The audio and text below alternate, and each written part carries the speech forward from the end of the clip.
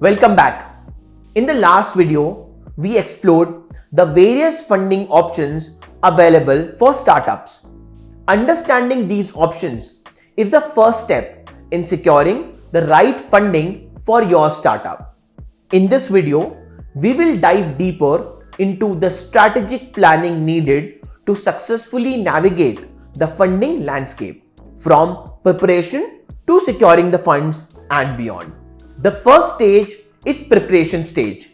This is where you lay the groundwork for your fundraising journey.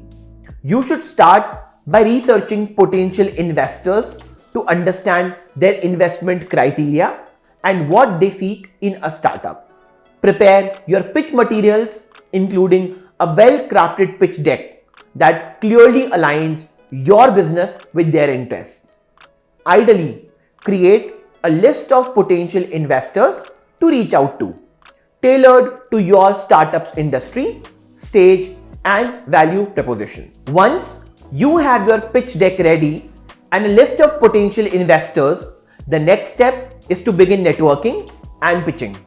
Engage with potential investors through networking events, getting warm introductions from mutual connections, or maybe directly reach out to them through LinkedIn or such other platforms.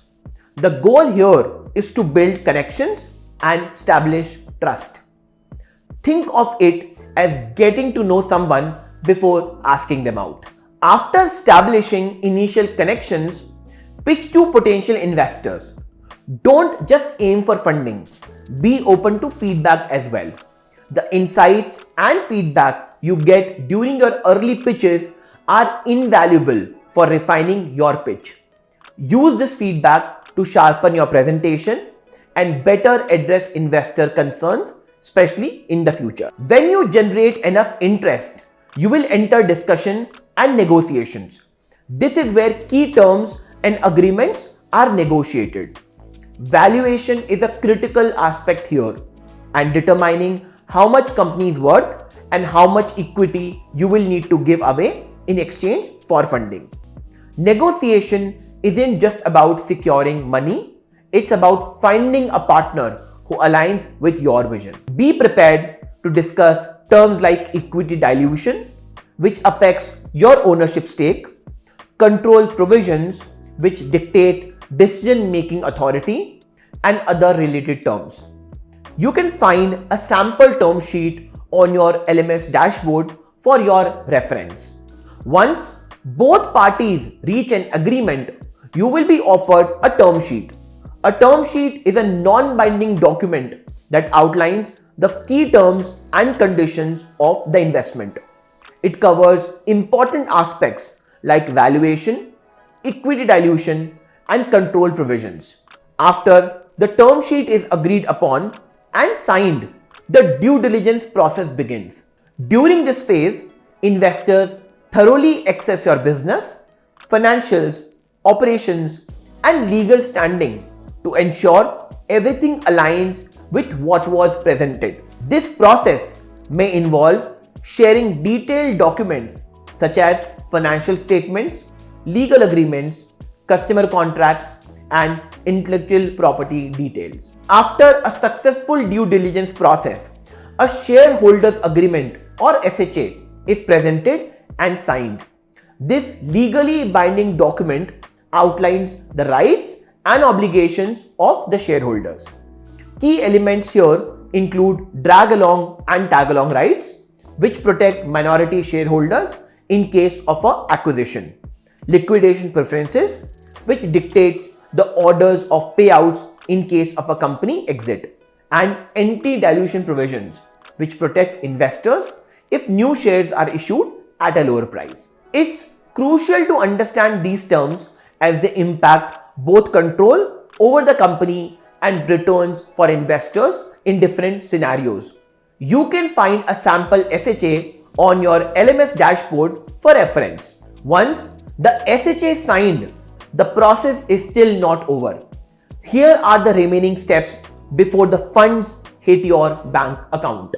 A board meeting is typically held to approve the fundraising rounds and the terms agreed upon in the SHA. This ensures that all legal and corporate governance requirements are met. After the board's approval, a call notice is issued to the investors, asking them to transfer the agreed upon funds to the startup's bank account. This document specifies the amount to be paid, the timeline for payment, and the bank account details. Once the investors transfer the funds to the startup's bank account as per the agreed timelines, it's essential to maintain clear and open communication with investors during this stage to ensure a smooth transaction process.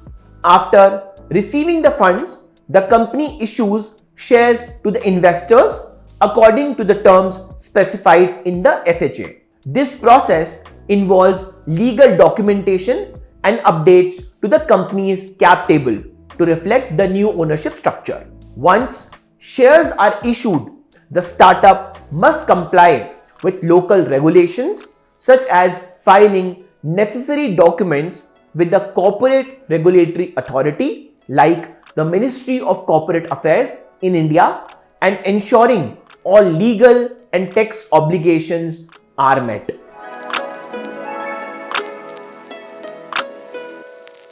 With funds in the bank and shares issued, the focus now shifts to delivering on the promises made during the pitch.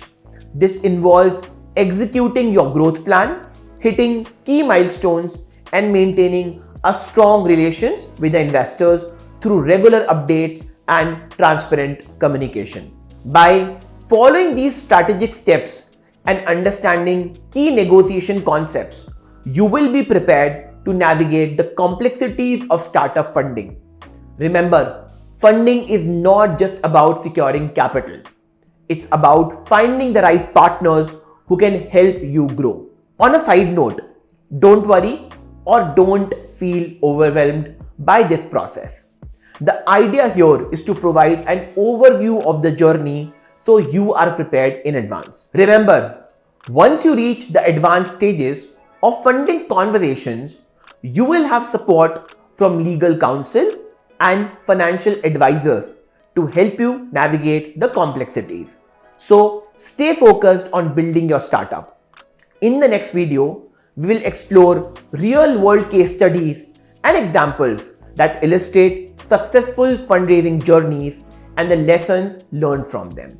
These examples will help you understand how to apply these concepts in real-life situations. So let's move forward and learn from those who have successfully raised funds and scaled their businesses to the global level.